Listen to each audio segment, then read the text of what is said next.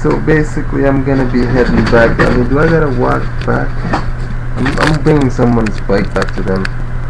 I just finished it, and you know, it's dark out there. Do I have to walk back alone and by myself in the dark? Okay, I'll try not to be scared. I'll bring a flashlight with me. You know, it's brighter inside here than it is outside right now. That doesn't seem right. Does that seem right to you guys?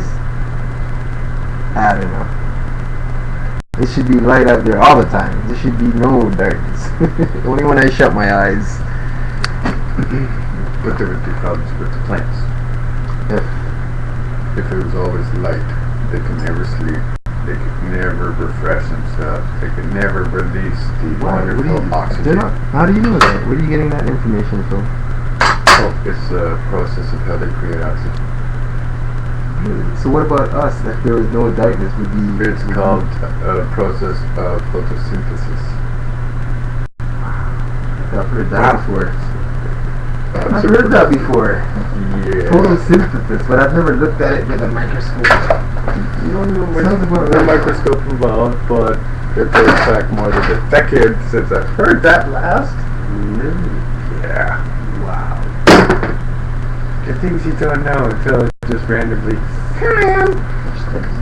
Well, so we're like the same. So basically, we're like the same because if we shut our eyes, it's like rejuvenating ourselves, right?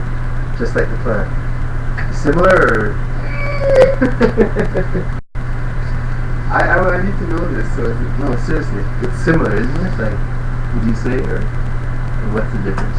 We have blood, they have sap. To start. Oh, so photosynthesis. Interesting. Yeah, that's interesting.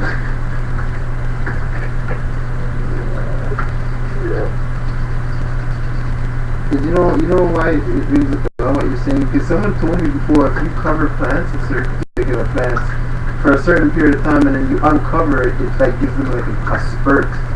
It's like giving them like a growth spurt, a chance to. And it makes sense, right? But if you speed up the process, you don't necessarily develop the nutrients that are required over developing periods of time. Whoa. That sounds... Yeah. Whoa. Yeah. And so what's speeding up the process? Too many times of covering the plant and leaving the darkness, or just... Have you ever tried photocopying something repeatedly? No. To a certain point, when I know it's gonna, I should stop, yeah. Yeah. Original to first copy, not a problem. First copy to second copy, Slight glitches. third copy, Yeah. little more glitches. Oh, yeah. By the 20th copy, because you keep losing the originals, you got nothing to work with. Oh. But that's just with some things, the way you photocopy. Right? Because I can photocopy text like 1,000,000 times. I don't lose its... Right.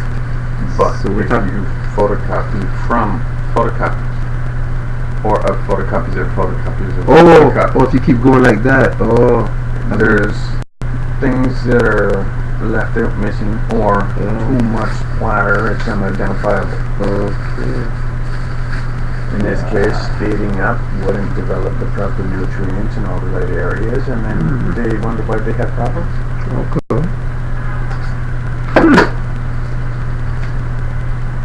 Sounds about right. So I'm gonna go on my run. I'm not gonna be scared, that's for sure. I won't be scared. But Well, that actually goes back to science class in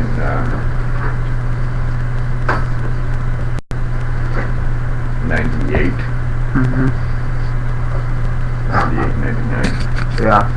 where I learned that.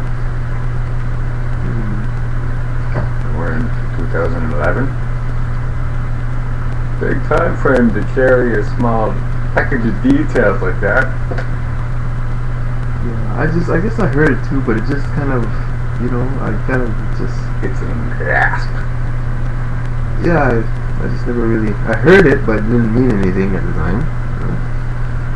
Maybe it did, but not yet.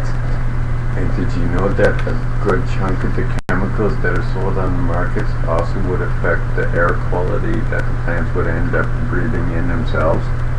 So then that could also taint the oxygen that's being produced when they're supposed to be giving it out at night. Whoa. There could be problems. Now, if plant life was to all of a sudden start dying off because all the different fumes from different combinations that people either put onto themselves, into their clothing, or straight into the air, they really do not understand the consequences that they could be facing. That's scary. What's even scarier is no longer having oxygen or water. Okay. Thanks for that one, Jay. Yeah, that's pretty interesting. Out of nowhere, I know. Sorry, but knowledgeable info. Yeah, it's something to definitely keep note and notebook.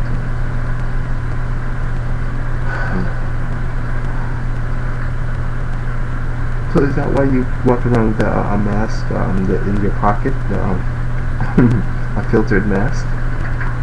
I'm just curious. I don't really mean to poke at you like that, but it just came to my mind because I saw it. Sometimes being the nice guy has very devastating consequences. Being nice.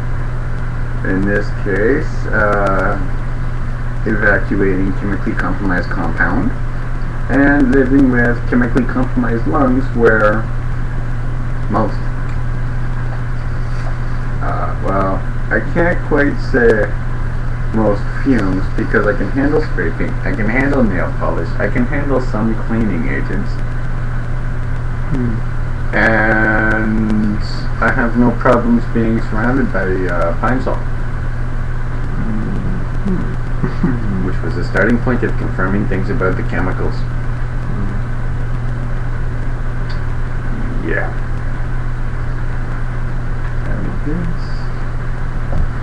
I'm getting to know you better. But the thing I really cannot understand the most is why the different levels of government are continuing to pay facilities to have harmful components such as ethyl alcohol being distributed and encouraged to be used everywhere if they know that using the hand sanitizer is not only flammable, extremely hazardous towards other people, but it is also supporting forms of chemical warfare which could be mistaken as terrorist activities by the wrong person or crowd, depending on the circumstance and the severity of the chemical components in the base compound itself. Oh. Yeah, there's a lot there, and people really don't understand what is being mixed. And like with different things that I've seen, different people I've heard from, and a whole bunch of other technicals.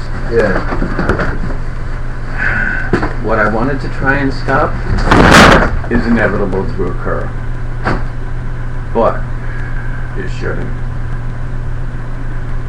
And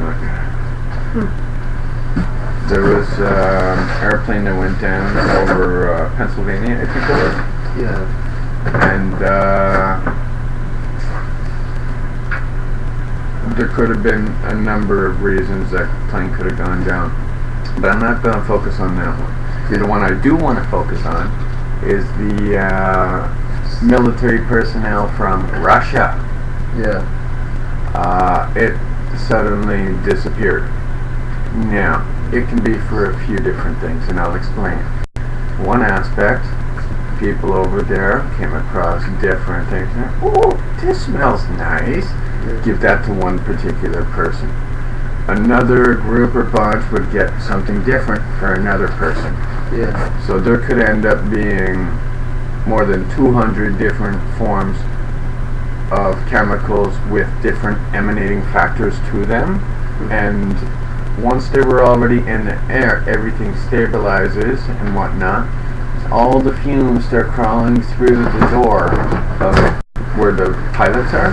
Yeah. And if it's too painful and they end up being taken out, they wonder how a plane that size can go down that quick. Yeah. I'm not gonna speculate on the exact specifics because I don't even know.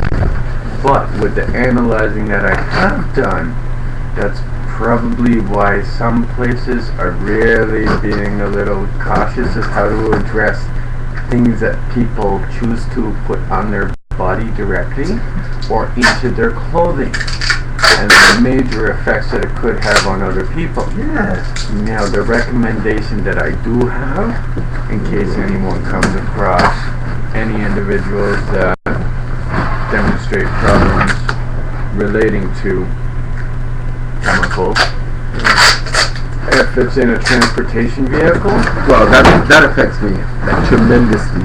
yes, but what I'm saying is, if you have things on that ultimately affect other people, Yeah. then move to the back of the bus so that way you don't affect the whole bus. And the people with respiratory problems, asthma, allergies, or other superficial dilemmas that they live with for the rest of their life Yeah. can stay at the front of the vehicle where it's just a little bit safer for them on a medical basis.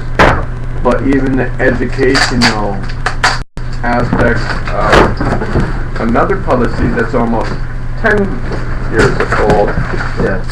and basically the last part of what I'm getting at is people using hazardous materials must be educated on the hazards associated with the products, safe handling, storage, and or disposal protocols, depending on circumstances. Yeah. And even though this policy is almost 10 years old, Yeah. a lot of people frown upon the fact that I have this information, which, sorry about that, just so happens to be in a wonderful book that I had been given not too long ago. There's not enough light on it. There we go. Wow. Yeah. Very interesting book. I would never know. But that one little part that I was reading from, just so at least people know, Thank you. Do it. page 25, Read it. I want to hear this. and then Yeah. there it is, right there. Anyways, Cool. sorry about flooding you all with details in this particular message, but sometimes you just gotta follow your gut in the right opportunity to reveal whatever may be available. Which is why I am one of the few mysterious voices that you may hear from the sideline, but there's reasons for those little comments from us. Anyways, y'all have a good night now.